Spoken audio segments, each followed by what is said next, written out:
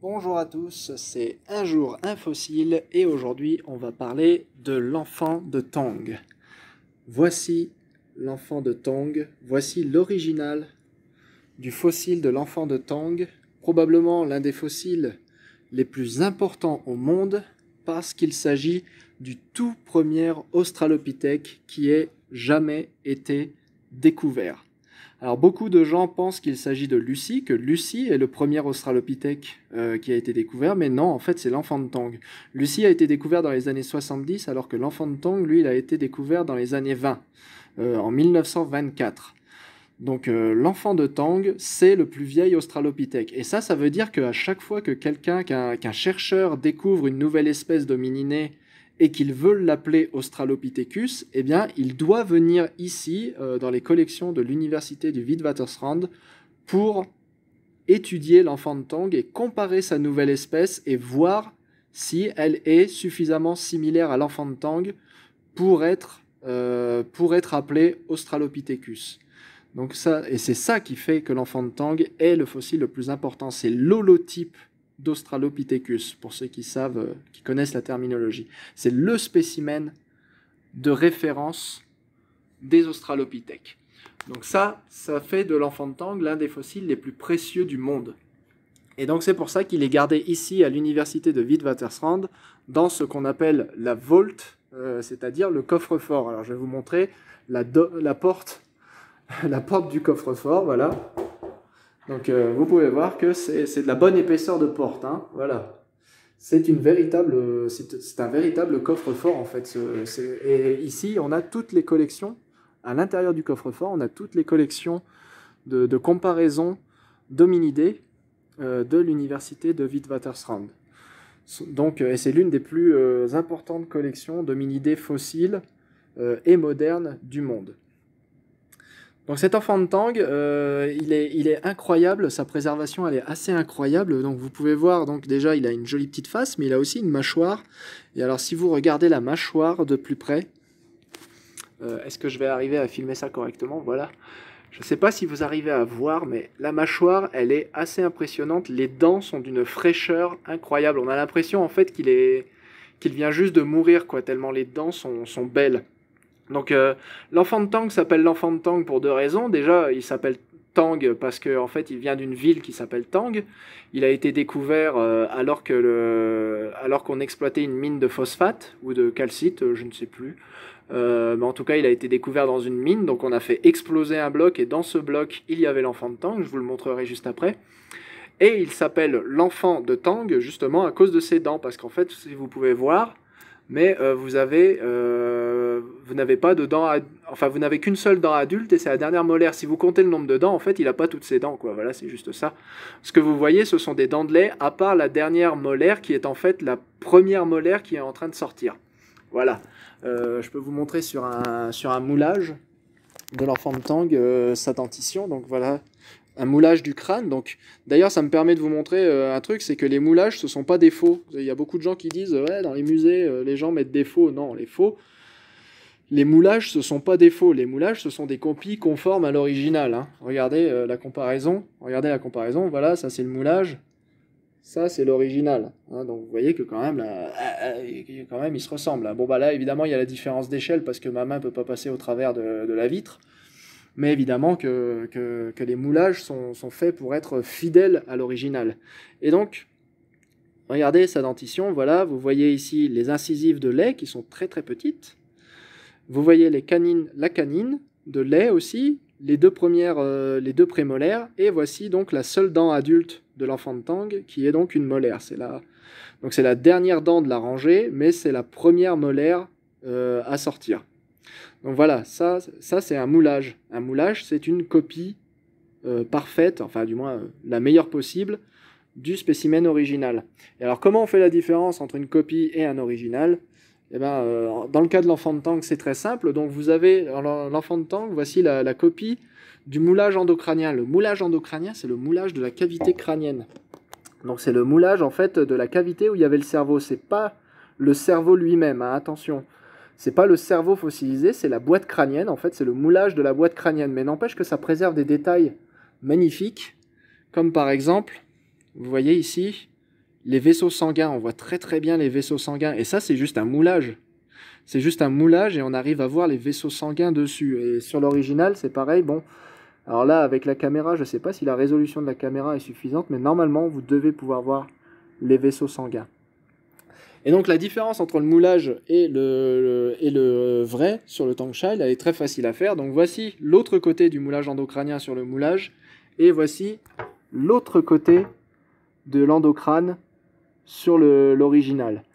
Et vous pouvez voir, il y a des magnifiques cristaux de calcite en fait. Donc c'est très très beau. Alors ça brille pas autant sur la caméra que ça le devrait. J'essaye de bouger pour que vous voyez un petit peu la brillance de ces cristaux de calcite. Donc voilà, ça c'est la différence entre un original et un moulage. Donc voilà, ne laissez plus jamais personne vous dire que dans les musées ce sont des faux. Non, ce sont des copies conformes à l'original, mais bon, bah évidemment, on peut pas être fidèle à 100%, on peut pas recréer le brillant du cristal, quoi, hein, non plus. Hein. Mais voilà. Alors il y a plusieurs choses intéressantes à savoir sur l'enfant de Tang. La première, c'est que déjà, c'est un fossile donc, qui a été découvert en 1924, donc il est très très usé. Il est très très usé, et notamment ses incisives. Ses incisives, elles ont perdu, à force d'être mesurées avec un pied à coulisse, en fait, ces incisives ont été abîmées, et elles ont perdu, je crois, presque 1 millimètre de largeur. Et ça, c'est assez triste, mais bon, c'est comme ça, quoi. Les fossiles sont là pour être étudiés, quoi. Et du coup, maintenant, il y a une politique de protection de l'enfant de Tang. C'est pour ça, d'ailleurs, qu'il est dans cette boîte. Hein. C'est pas pour empêcher les gens de le voir ou quoi que ce soit, c'est juste pour le protéger et pour que les gens y réfléchissent à 2 fois avant de mettre leur gros doigt tout seul dessus. Et j'ai vraiment eu de la chance parce que je fais partie des quelques privilégiés qui ont eu la possibilité de toucher l'enfant de Tang. Voilà, je vous affiche une photo là de moi en train de faire le kéké à côté de l'enfant de Tang, et j'étais vraiment, enfin je veux dire, c'est vraiment un instant assez incroyable de toucher ce fossile, parce que c'est pas seulement de la préhistoire, quoi, c'est de l'histoire, c'est magnifique de pouvoir étudier un spécimen comme ça, quoi. Et d'ailleurs, en sortant de là, une fois que j'ai fini mon travail, je suis allé voir les collègues en leur disant: tu vois mes mains, c'est de la poussière de l'enfant de Tang qu'il y a sur mes doigts. Bon, c'est peut-être juste de la poussière tout court, mais moi voilà, c'était un grand moment pour moi. Et cet enfant de Tang, il est aussi spécial parce que c'est la première fois aussi qu'on a pu voir à quoi ressemblait le cerveau de nos ancêtres, les australopithèques. Donc un cerveau qui est à peu près de la taille de celui d'un chimpanzé, quoi. Donc on ne sait pas de quel sexe était l'enfant de Tang. Par contre, on a une bonne idée de comment il est mort. Donc des gens ont scanné le crâne et ils ont pu voir le fond des orbites. Alors le fond des orbites, il n'est pas visible là, puisque vous voyez, il n'a pas été préparé, il y a encore de la terre dans le fond des orbites. Mais ils ont pu voir le fond des orbites grâce au CT scan, et en fait ils ont vu qu'il y avait des traces de serre d'aigle au fond des orbites. Donc ce pauvre enfant de Tang, en fait, il s'est fait attraper, je vais vous montrer.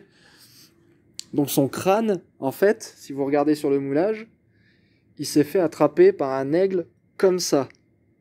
Comme ça, là, avec les serres qui lui rentraient dans les yeux, mais façon hardcore, quoi. Donc, pauvre petit enfant de Tang, quoi. Hein, il a morflé. Il a dû souffrir.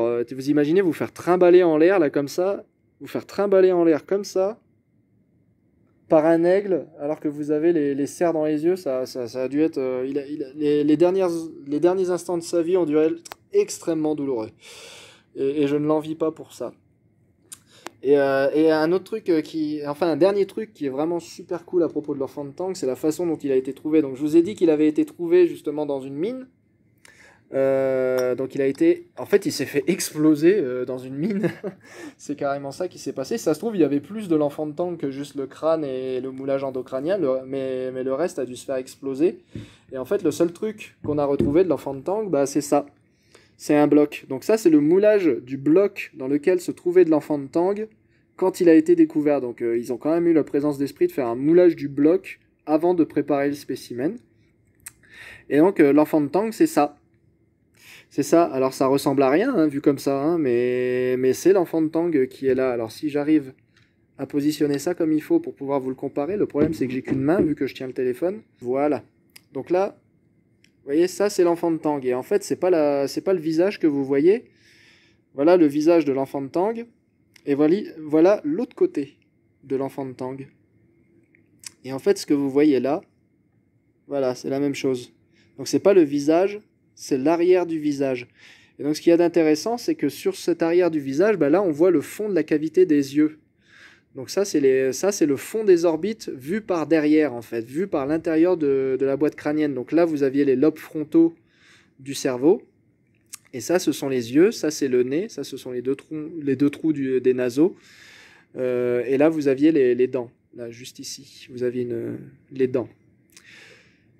Et donc, rien qu'en voyant ça, en fait, Raymond Dart, qui est la personne qui a étudié l'enfant de Tang en 1924, eh bien, il a su à quoi ce qu'il regardait, tout simplement parce que les seuls animaux qui ont le fond des yeux complètement fermé comme ça, eh ben, ce sont les primates. Il n'y a que les primates qui ont le fond des yeux fermé de cette façon.